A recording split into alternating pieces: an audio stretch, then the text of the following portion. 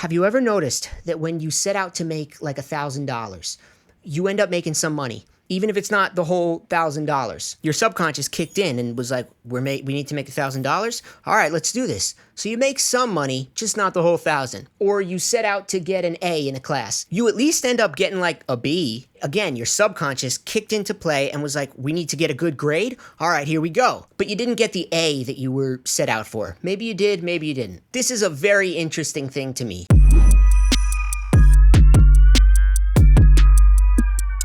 Hello, my friends. Today we are going to deal with something which the creativity genie has graciously bestowed upon me. We are going to be discussing how to hack your subconscious, because your subconscious is a kind of a little bitch, a wonderful little bitch, but a little bitch nonetheless. We need to figure out how to hack this system so that we can get what we want in this life. Before I dive into this, I want to just be clear on something, which is getting what you want is not going to bring you joy. Please understand that sooner than later. I've gotten what I want many times, things that were very far away, things that made no sense, and then I got them and more. It didn't bring me joy. Joy, guys, is an internal state. It is not something that can be achieved through external means. It's a separate thing. I'm working on a whole different video series to tackle that. That being said, we are going to talk about getting what you want. Okay, specific shit. So I call this the one step further method. And here is the high level definition of it. Prepare and set plans for things that are one step further than what your goal actually is. This will require your goal to have already happened. Whatever your actual goal is, we're going to focus one step further, which means the subconscious is going to kick into gear and start receiving and delivering plans for this to happen. To take advantage of the one step further method, you're going to need to write down two things. One, your actual goal. And two, a preparation statement. Let's say your actual goal is to win a football game on Saturday.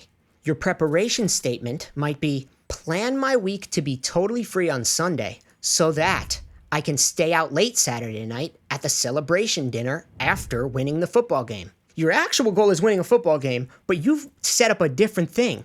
Here's another one.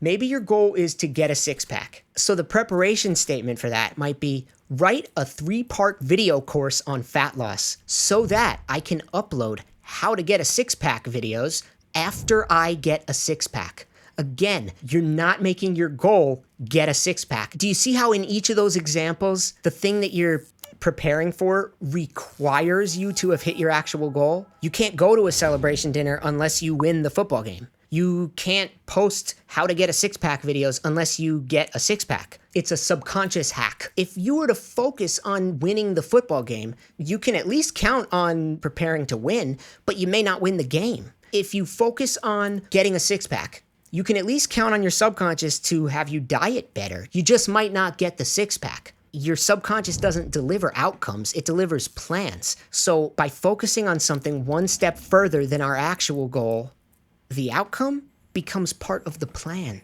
Stay with me. Here's my actual goal. Carry out a successful YouTube tour of the United States where I film episodes of creative sessions with my followers in different cities. Secret divulged. That's what I want. So my preparation statement, though, is develop a Netflix pitch so that I'm able to start a Netflix version of the YouTube series after the success of the tour. Most of that statement talks about a Netflix show, and that is not even my goal. But that's the trick of this whole thing. Because if all I do is focus on my YouTube tour, the only thing I can count on my subconscious to deliver is building a following, getting enough money to start the tour when it comes time. And that would be great, but it just might not end up resulting in that tour. It might go a different way. I might decide to do something different. It would be fun regardless. It's what I would choose to do in the future present. It's just not exactly what I want. And right now in this video, we're in the business of figuring out how to get exactly what you want. Getting what you want is not going to bring you joy. But that's what I'm helping you with here. Assuming you already have an actual goal, let's delve into the preparation statement, because I think that's the part that people are going to need some guidance on here. Take note that in each of the examples I gave, the preparation statement has 3 distinct parts. Part 1 is some kind of preparation. Part 2 is a condition that requires your actual goal to have already happened. And part 3 is your actual goal. Also, each of these parts has certain words attached to it, specific words, like so that, after. We are going to include these 3 parts and the specific words attached to them to trick our subconscious into thinking that our actual goal is just a plan. I'll have other videos to help you come up with your actual goal, but let's say that you have an actual goal in mind, which I'm sure you do. Let's say your goal is to land an acting gig on an Irish TV show that you love. Strange, but that's what we're doing right now. All right, so actual goal.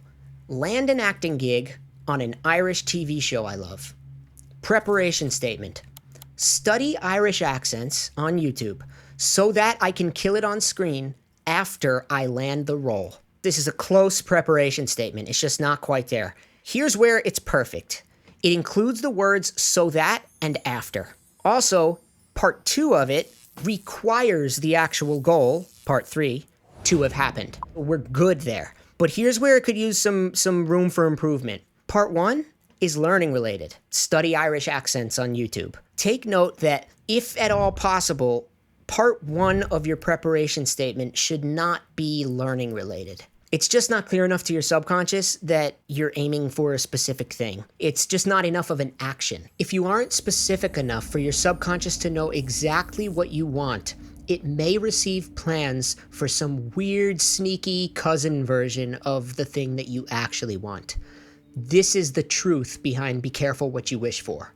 How do we make this more actionable? A stronger part 1 for this would be hire a dialect coach to help me with a convincing Irish accent. Now, before we go into creating your preparation statement, get out a piece of paper if you haven't already, because we are going to fucking get into this. Make a list that looks like this.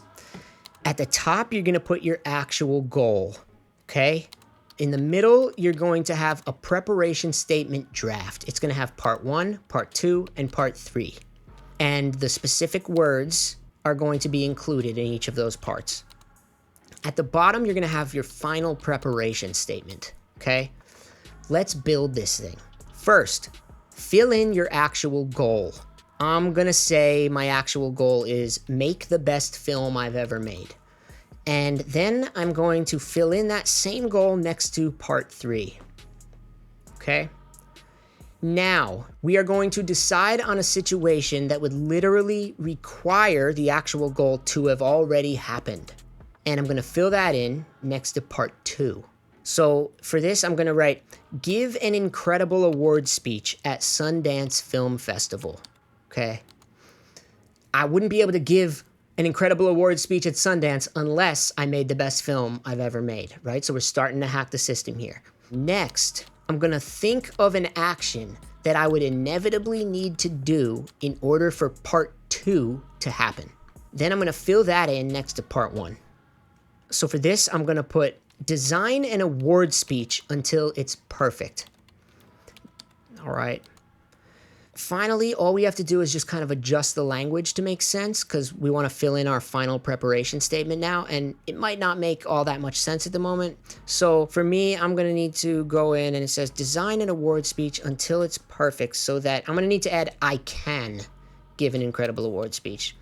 And then Sundance Film Festival after I make the best film I've ever made. Okay, so my final preparation statement is right there. Design an award speech until it's perfect so that I can give an incredible award speech at Sundance Film Festival after I make the best film I've ever made. Boom.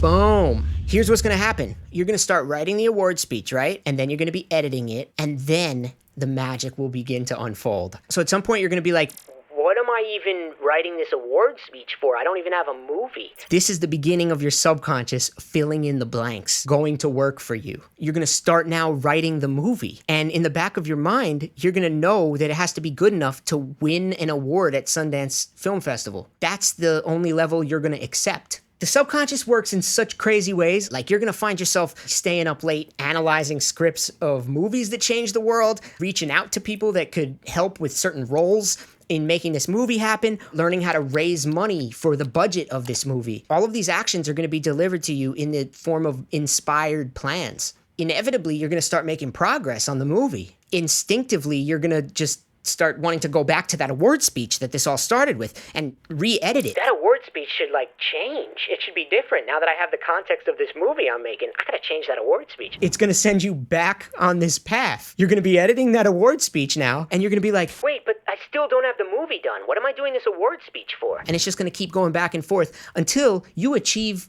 your goal, which is to make the best movie you've ever made. Are you gonna win a Sundance Award? Maybe, maybe not though. But like, we only used Sundance Award as the subconscious trick. That's the one step further method. That's what this whole video is all about. Remember, your actual goal was to make the best film you've ever made. You will accomplish that. Fucking mind hack unlocked. I am very, very sneaky, sir. Guys, I have done my absolute best to make this as practical as humanly possible. I know that this was a lot. I know that it requires you to write stuff down, to think, to not just be entertained by a video, but that's really not what I'm trying to do here, entertain you guys with videos. To be honest, I'm trying to provide actual value to your lives so that you come on the YouTube tour with me. I want you to actually see the changes in your life and not just be in the situation I'm in after watching so many like motivational videos, which is, oh God, what is my first step? Like I'm trying to have you get into it. So if you made it through this whole video, definitely feel free to message me